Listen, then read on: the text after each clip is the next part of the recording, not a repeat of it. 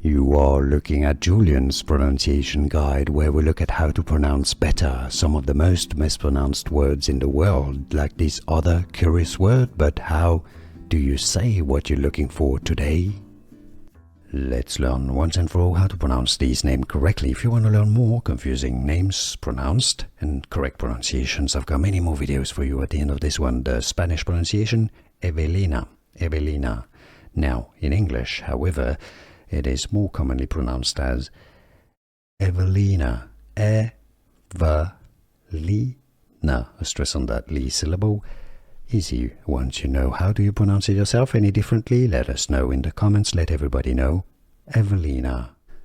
Here are more videos on how to pronounce more confusing words and names too many mispronounced. Like this video if you found it useful. I appreciate your support. I'll see you soon and thanks for watching.